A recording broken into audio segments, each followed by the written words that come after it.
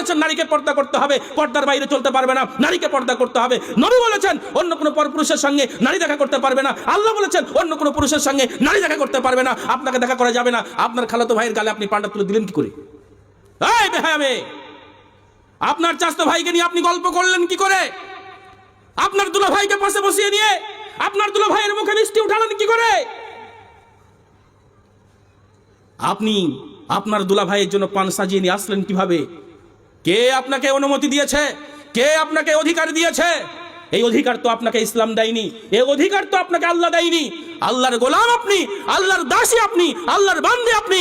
আপনি এই কাজ করলেন কি করে? হে আমার যুবক ভাই, আপনি আপনার খালাতো বোনকে নিয়ে গল্প করলেন কি করে? সম্ভব কি করে হলো? বিধায় আপনি বুঝতে পারছেন যে আপনার ভিতরে যে চরিত্র, আপনার যে আচরণ, আপনার যে নেচার, আপনার যে চরিত্র, সেটা অবক্ষয় হয়েছে। সেই চরিত্র আপনার কাছে নাই। মুসলিমের যে চরিত্র হওয়া দরকার, একজন ইসলাম প্রেমীর যে চরিত্র হওয়া দরকার, একজন আল্লাহর বান্দার যে চরিত্র হওয়া দরকার, একজন আল্লাহর গোলামের যে চরিত্র হওয়া দরকার, এই চরিত্র আপনার কাছে নেই। সম্মানিত সুধী, এই একটা কারণ, ইসলামী শিক্ষা না থাকার কারণে আজকে যেই মাদ্রাসাটা স্থাপিত হয়েছে এই গ্রামে, আজকে এই চাঁদপুর মাদ্রাসা আব্বাসিয়া শিশু শিক্ষা কেন্দ্র, এই শিশু শিক্ষা কেন্দ্র শিশু শিক্ষায় থেকে গেল, ইউনিভার্সিটি হতে পারলো না, ইউনিভার্সিটি হতে পারবেও না। কেন? মুসলিম জাতি তার নিজের শিক্ষাকে শিক্ষা মনে করেনি। আপনি কোন শিক্ষার পিছনে ছুটছেন? কোন মিডিয়ামের পিছনে আপনি ছুটছেন?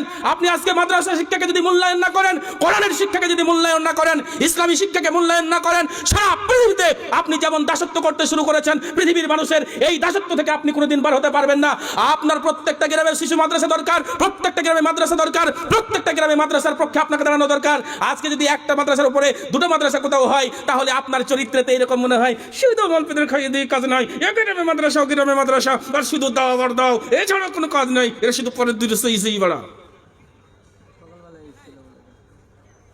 এই কথা আপনার যেদিনকে চিন্তায় এসেছে, এই ভাবনা যেদিনকে আপনার ব্রেনে এসেছে, ওই দিনকে আপনি পরের গোলামি করতে শুরু করেছেন। সেদিন থেকে আপনি এই দেশের মানুষের, পরদেশের মানুষের, অন্য রাষ্ট্রের গোলামি হয়ে আপনাকে জীবনযাপন করতে হয়েছে।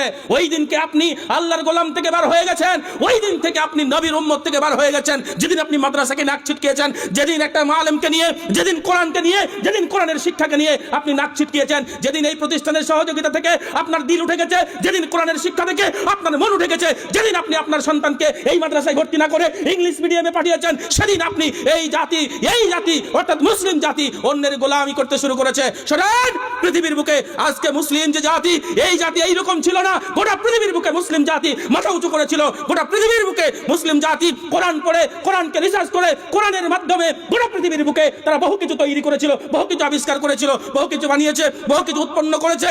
আজকে এই জাতি পারে না। আপনার প্রশ্ন, এত কিছু আপনার করতে পারে, এত কিছু বানায় আপনার জাতি এত কিছু করেছে, এই মাদ্রাসা কি ঘোড়ার ডিম করেছে এটা দেখান তো। প্রশ্ন জাগে কি জাগে না? এত মাদ্রাসা কি তৈরি করলো দেখান তো। আরে বাবা, তৈরি করবে কি করে এই মাদ্রাসাটা? আপনি যখন আপনার ছেলেকে পড়তে দিচ্ছেন, তখন আপনার নিয়ত হচ্ছে পরের চেয়ে ফিতরা, কুরবানির চাকা আর বাৎসরিক একটা জালসা দিয়ে মা দাও, বাপ দাও, খালু দাও, বন্ধু দাও, হাত ধরা পা ধরা করে 10 টাকা হবে, ওই 10 টাকাটা নিয়ে ওই ছেলেটাকে পড়াতে হবে। আর তাকে ওই বাজারে চাওয়া, চাঁদা তোলা, চাল তোলা, ওই সমস্ত খাবারটা আপনার ছেলে যারা পড়বে এখানে, তারা এইভাবে খেয়ে খেয়ে মানুষ হবে, এইভাবে পড়বে। ওই যেগুলো চিন্তা আসবে ওগুলো খাবে দাবে। আর ওই কটা হুজুর আছে অশিক্ষিত সেকেলের শিক্ষক, ওরা কেবলমাত্র দুটো বেতন 2000-3000 করে ভাগ করে নিয়ে ওরা জীবনযাপন করবে। কিয়ামত পর্যন্ত যদি আপনার এই চিন্তা থাকে, আপনি গবেষণাগার তৈরি করতে পারবেন? শোনেন, এই প্রতিষ্ঠানে আপনার সন্তান পড়বে, আপনার সন্তানের জন্য ইংলিশ মিডিয়ামে যখন দিয়েছেন, তার জন্য হাজার হাজার টাকা খরচা করে আপনার ছেলেটাকে ইংলিশ শিক্ষার পিছনে খরচা করছেন। এই মাদ্রাসায় যখন আপনার ছেলেকে ভর্তি করেছেন, সেদিনকে আপনি নিয়ত করে নেবেন, আমি প্রতি মাসে আমার সন্তানের জন্য শুধু পড়ার জন্য পড়া খরচা হিসাবে 1000 টাকা দেবো। আমার ছেলে যদি এখানে বোর্ডিংয়ে থাকে, বোর্ডিং খাওয়ার জন্য আমার একটা ছেলে বাড়িতে খেলে কত টাকা খরচা হতে পারে, তার টিফিন খরচা কত লাগে, তার চারটা খরচা কত লাগে, আমার ছেলের জন্য আমি প্রতি মাসে 2000 থেকে 3000 টাকা দেবো। আর মানুষ আমরা নির্দ্বিধায় নিশ্চিন্তে এই প্রতিষ্ঠানের জন্য নিজের জীবনকে ওয়াক্ফ করে করে দিয়ে বিলিয়ে দিয়ে এই প্রতিষ্ঠানের জন্য আমার শ্রম দিব, আমার মেহনত দেব, আমার অর্থ দেব, আমার বুদ্ধি দেব, আমার বিবেক দেব, এই প্রতিষ্ঠানের বিল্ডিংকে বাড়াবো, এই প্রতিষ্ঠানে একটা গবেষণাগার তৈরি করব, একটা ল্যাবরেটরি তৈরি করব, এখানে একটা গবেষণাগার থাকবে, এখানে একটা কম্পিউটার গবেষণাগার থাকবে, এখানে একটা লাইব্রেরি থাকবে, এখানে রিসার্চ সেন্টার থাকবে।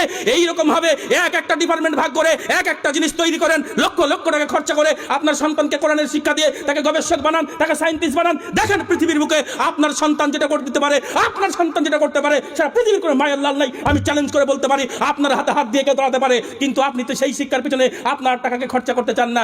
আপনার সন্তানকে ইংলিশ মিডিয়ামে দিয়ে দুনিয়ার একটু শহরাত, দুনিয়ার কয়টা হাজার টাকা ঘুষ নিয়ে, সুদ খেয়ে, মানে চাকরি দিয়ে, ঘুষের টাকা দিয়ে চাকরি করে, আবার আপনার ছেলে ঘুষ নিয়ে এই দুনিয়াতে একটু আয়েশ করে ভনি মোটা করে থাকবে আর খাবে দাবে, দুটো চার চাকা নিয়ে ঘুরবে। এটাই হচ্ছে আপনার চিন্তা ভাবনা, এটাই হচ্ছে আপনার ধারণা।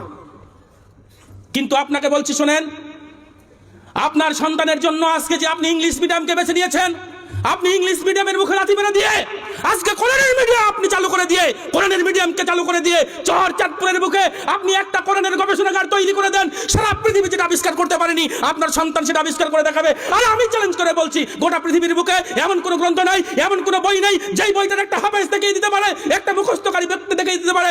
আমি পৃথিবীর বুকে চ্যালেঞ্জ করে বলছি, আমার ধর্ম ইসলাম ধর্ম, এই ধর্মের যেটা ধর্মগ্রন্থ আল কোরআন, এই কোরআনের হাজার হাজার লক্ষ লক্ষ আমি হাফেজে কোরআনকে দেখিয়ে দিতে পারি। তাদের মেধার কাছে, তাদের ব্রেনের কাছে, তাদের বিদ্যার কাছে, তাদের বুদ্ধির কাছে পৃথিবীর কেউ টিকবে না। কিন্তু তাদের পরিবেশটা দেওয়ার মতো আমাদের অর্থ নেই, তাদের পরিবেশটা দেওয়ার মতো আমাদের বিদ্যা নেই, তাদের পরিবেশটা দেওয়ার মতো আমাদের বুদ্ধি নেই। আমরা পরের গোলামি করতে পছন্দ করি, পরের গোলামি করার জন্য ব্যস্ত হয়ে গেছি। আজকে নারীরা পরের গোলামি করতে ব্যস্ত হয়েছে, নারী আজকে পথে নেমেছে, নারী তার আদর্শকে ভুলে গিয়ে টিকটকে নেমে গেছে, নারী আজকে রিল ভিডিও বানাতে শুরু করেছে।